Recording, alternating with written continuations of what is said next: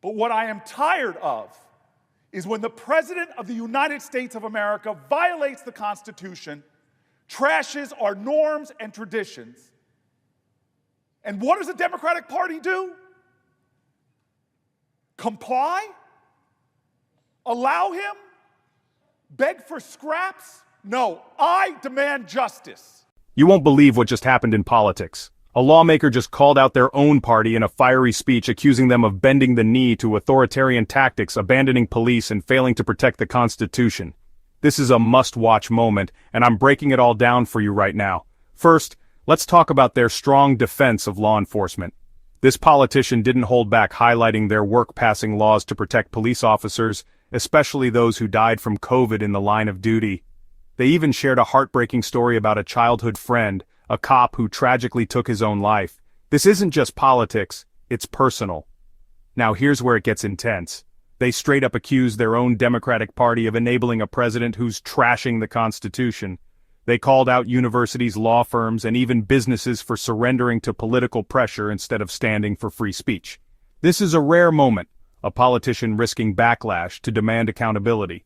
Next, they exposed what they call unfair resource allocation, claiming federal grants are being handed out based on politics, not need. States like New Jersey are getting ignored while others get special treatment.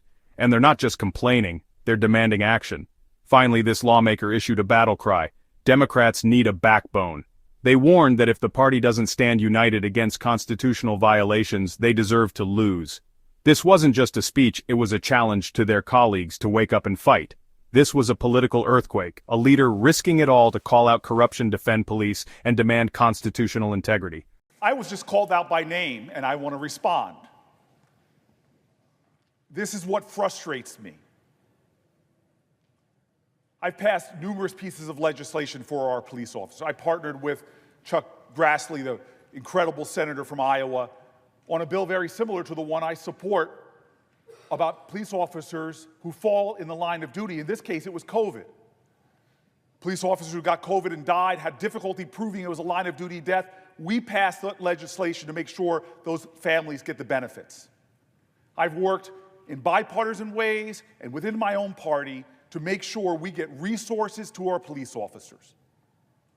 I don't need lectures about the urgency of this. One of my childhood best friends, a police officer in a small town in New Jersey, after a hard day's work, before he even went home to see his family, died by suicide. I don't need somebody implying in any way that this is not vital to me and my state, that we have resources for our police officers. That's why I support this package. That's why I'm a co-sponsor of some of the bills in this package. But what I am tired of is when the President of the United States of America violates the Constitution, trashes our norms and traditions. And what does the Democratic Party do? Comply? Allow him? Beg for scraps? No, I demand justice. Somebody's implying that this to me is not about resources for my state. I will fight for Jersey every day, every night. And when it comes to the police officers of my state, anybody who implies that something is going on other than my allegiance and fealty to the safety, strength, and protection of my police officers, because they protect me and everybody in this body. This is a call, folks.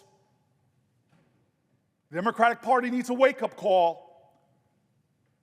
I see law firms bending a knee to this president, not caring about the larger principles, that those free speech rights, that you could take on any client. Why are you bending the knee? I see Whether you agree or not, one thing's clear: politics just got a lot more interesting.